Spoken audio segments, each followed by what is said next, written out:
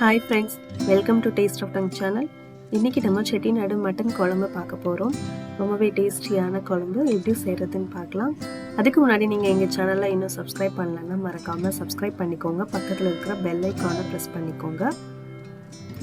இந்த மட்டன் குழம்பு செய்யறதுக்கு நம்ம முதல்ல செட்டிநாடு மசாலா ரெடி பண்ணி வச்சுக்கணும். வறுத்து அரைக்கணும். அதுக்கு நான் ஒரு கடாய் எடுத்துட்டு அதுல கொஞ்சம் ஆயில் சேர்த்துட்டு அதுல 1 ஸ்பூன் உளுந்தம்பருப்பு, 1/2 ஸ்பூன் கொத்தமல்லி விதை, 1 ஸ்பூன் சோம்பு, 1 ஸ்பூன் சீரகம், 1 ஸ்பூன் அளவுக்கு மிளகு இது எல்லாத்தையும் சேர்த்து வறுத்துக்கிறேன். நீங்க இதை ட்ரையா ரோஸ்ட் பண்ணி நீங்க பொடி பண்ணி வச்சுக்கிட்டீங்கன்னா தேவைப்படும் போது யூஸ் பண்ணிக்கலாம்.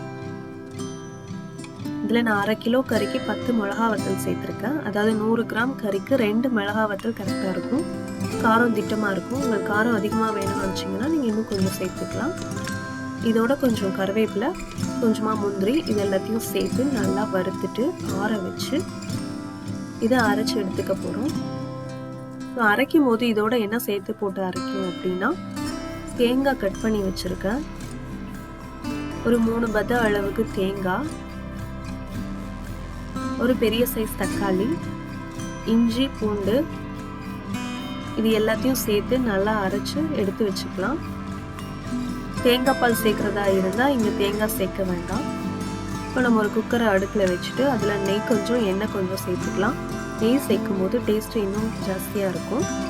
அதுல தேவையான கரம் மசாலா சேர்த்துட்டு சின்ன வெங்காயம் 1 கப் சின்ன வெங்காயம் சேர்த்துக்கலாம்.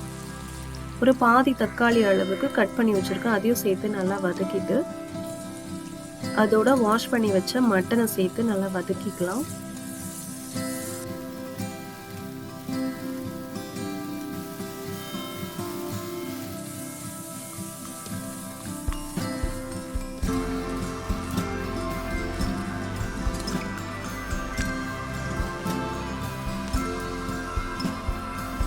இப்ப இதோட அரைச்சு வச்ச மசாலாவை சேர்த்துக்கலாம்.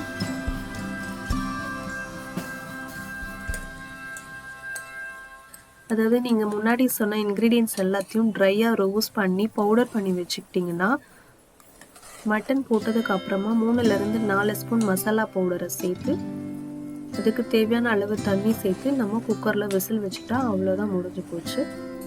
நான் இன்ஸ்டன்டா பேஸ்ட் மாதிரி அரைச்சு பண்றேன்.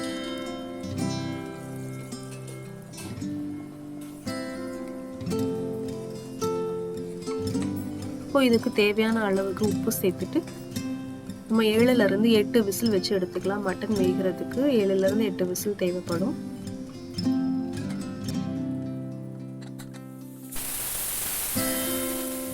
ஃபைனலா இதுக்கு தாளிப்பு ரொம்ப முக்கியம். அது நல்ல ஒரு டேஸ்ட் கொடுக்கும். அந்த தாளிப்புக்காக நம்ம நல்லெண்ணெய் எடுத்துக்குவோம். அந்த நல்லெண்ணெயில பொடிசா கட் பண்ணி வச்ச சின்ன வெங்காயம், ஒரு கைப்பிடி அளவு கொத்தமல்லி சின்ன சின்னதா கட் பண்ணது, கொத்தமல்லி நல்லா நிறைய சேர்த்துக்கலாம். ரொம்ப ஃப்ளேவரா இருக்கும்.